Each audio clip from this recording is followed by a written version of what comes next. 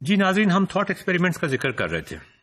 اب آپ دیکھیں فزکس کے بڑے سمپل ایکسپیریمنٹس، نیوٹنز لاز، آپ تھاٹ ایکسپیریمنٹ کے بغیر کر ہی نہیں سکتے. وہ اکوپمنٹ آپ خرید ہی نہیں سکتے جو ایک کمپلیٹ ویکیوم آپ کو پروڈیوس کر دے. آج کل شاید یہ ممکن ہو مگر بہت مشکل سے. ناسا کے پاس اس طرح کی شاید کچھ لیبوریٹریز ہوں جو ایک خاص علاقے میں ایک کمپلیٹ ویکیوم، وہ بھی کمپلیٹ نہیں ہوگا، وہ کریٹ کر سکیں. اسکول میں ناممکن ہے. اس کے علاوہ فرکشن لیس سرفیس آپ نہیں بنا سکتے. تو نیوٹن کے سارے لاز تھاٹ ایکسپیریمنٹس تھے.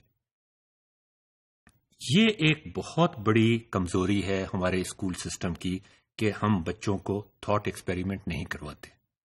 اور تھاٹ ایکسپیریمنٹ کنیکٹ ہوتے ہیں ڈائریکٹلی کمپیوٹر سیمولیشنز کے ساتھ، جو ٹیکنالوجی کے ذریعے سے، جس کو ہم ٹیکنالوجی کے ذریعے سے اور زیادہ افیکٹو بنا سکتے ہیں. تھاٹ ایکسپیریمنٹ کو ایک ایکچوئل ایکسپیریمنٹ میں آلموسٹ کنورٹ کر سکتے ہیں. گلیلیو نے جب یہ کہا کہ اگر آپ ایک بھاری چیز کو اور ایک ہلکی چیز کو ایک ساتھ اوپر سے نیچے پھینکیں گے اور اگر فرض کریں ایئر ریزسٹنس نہیں ہوگی تو وہ دونوں چیزیں ایک ہی اسپیڈ کے ساتھ، ایک ہی ایکسلریشن کے ساتھ نیچے آ کے گریں گی. اب یہ چیز کاؤنٹر انٹیوٹیو ہے.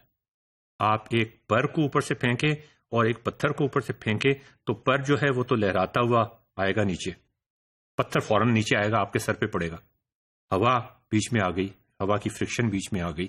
اب ہوا کی فرکشن کو بعد میں نکالتے ہیں بیچ میں. کیسے آپ یہ ایکسپیریمنٹ کر ہی نہیں سکتے. آپ یہ اس کا تھاٹ ایکسپیریمنٹ آپ دیکھیں. اس قسم کے تھاٹ ایکسپیریمنٹس کی ہمیں ضرورت ہے جو ہم کمپیوٹر سیمولیشنز کی مدد سے بالکل ایکچوئل ایکسپیریمنٹ کی طرح کر سکتے ہیں. گلیلیو نے کیا کہا؟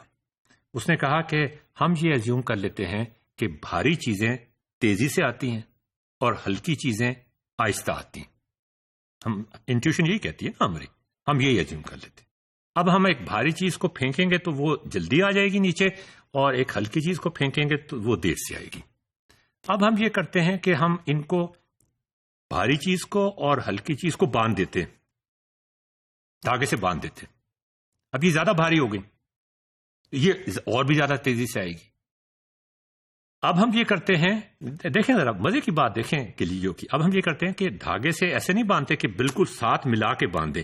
ایک چیز یہ ہے بڑی سی، ایک یہ چیز چھوٹی سی یہ ہے، دھاگا بیچ میں ہے. اس کا مطلب بڑی چیز جو ہے وہ تیزی سے آئے گی نیچے، اور چھوٹی چیز جو ہے وہ دیر سے آئے گی نیچے. تو اس کا مطلب وہ بڑی چیز کو اوپر کھینچنا شروع کر دے گی، اور یہ تو ممکن نہیں ہو سکتا کہ وہ اوپر کھینچنا شروع کر دے.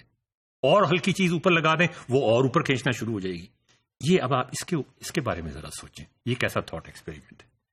اسی طرح سے بلیک ہولز کو جب ڈسکور کیا تھا آئنسٹائن نے، تو اس نے تھاٹ ایکسپیریمنٹس کیے تھے اور میتھمیٹکس کیا تھا.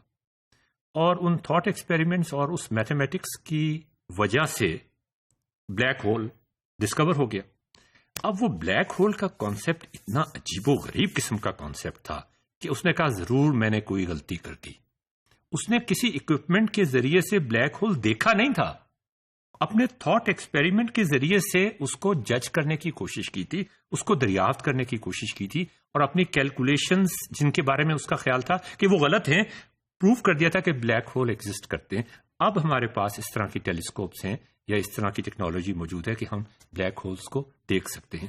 تو ناظرین، ایک بہت اہم چیز، بہت مزیدار سوفسٹیکیٹڈ ڈیمانسٹریشنز کیمسٹری میں، فزکس میں ایکسپیریمنٹس آپ ایکچوئل نہیں کرا سکتے. آپ کو یا تھاٹ ایکسپیریمنٹس کروانے پڑیں گے یا سیمولیشن کروانی پڑے گی.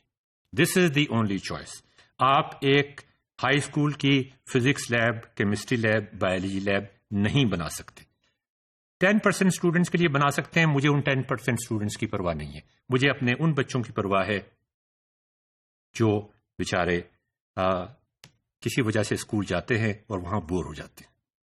تو ان کے لیے ہمیں کس قسم کے ایکسپیریمنٹس کروانے چاہیے، ان کے لیے کس قسم کے تھاٹ ایکسپیریمنٹس کروانے چاہیے، ان کے لیے کس قسم تھاٹ ایکسپیریمنٹ کو کس طریقے سے کمپیوٹر سیمولیشن کے ساتھ کنیکٹ کرنا چاہیے کہ واقعی وہ جو شوق تھا. آپ کو یاد ہے جو میں نے آپ کو کہانی سنائی تھی کہ جب ہم پہلی دفعہ لیب میں جا رہے تھے تو ہمیں ایکسپیریمنٹ کرنے کا کتنا شوق تھا، وہ شوق برقرار رکھ سکے اور وہ نئی چیزیں ڈسکور کر سکیں. یہاں پر یہ ماڈیول ختم ہوتا ہے.